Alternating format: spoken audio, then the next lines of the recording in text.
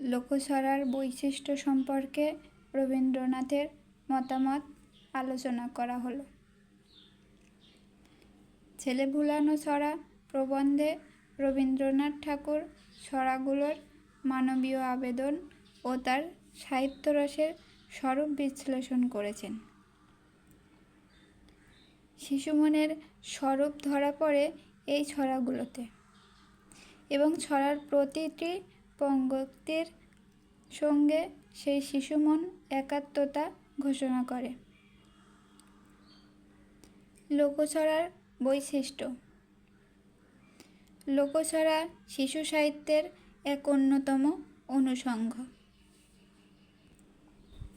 সাধারণত স্বরবৃত্তের ছন্দের তালে তালে ছড়া ক্রমশ শিশু মনকে দৃশ্য থেকে দৃশ্যান্তরে নিয়ে যায়।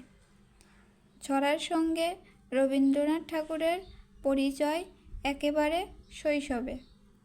তিনিই প্রথম বাংলাদেশ তথা তৎকালীন ভারতবর্ষের বিভিন্ন প্রদেশের মধ্যে প্রথম লোকছড়া সংগ্রহে সক্রিয় ভূমিকা পালন করেন এবং সাহিত্যের উচ্চ সভায় তা সশ্রদ্ধায় উপস্থাপন করেন। ছড়া সাহিত্য বিশেষ করে শিশু সাহিত্যের সেই কাব্য উপাদান যা তত্ত্বের প্রকাশে ভারবাহী নয়, ভাবনার ব্যঞ্জনাসহ প্রকাশ্যে চিন্তাশীল নয়, চেতনার সূক্ষ্ম সৌন্দর্যানুসন্ধানে ক্রিয়াশীল নয়, ছড়া ভাবের সহজ সরল ছন্দময় প্রকাশ। ছেলে ভুলানো ছড়ার মধ্যেও রবীন্দ্রনাথ ঠাকুর এ ছড়াগুলোর বৈশিষ্ট্যসমূহ তুলে ধরেছেন। যেমন ছড়াগুলো শিশু মনে মুগ্ধতা সৃষ্টি করে, ছড়াগুলো চিরকালীন, ছড়াগুলো শিশুর মতো পুরাতন, ছড়াগুলোর ভাব বিচ্ছিন্ন, আকার বিচিত্র এবং বর্ণ পরিবর্তিত, ছড়াগুলো নিয়ত পরিবর্তনশীল, ছড়াগুলোর সংলগ্নতা নেই কিন্তু ছবি আছে, ছড়াগুলো স্বপ্নের মতো সত্যবৎ, ছড়াগুলো চরিত্র বিশ্লেষণ অপেক্ষা চিত্র বিরোচন প্রধান,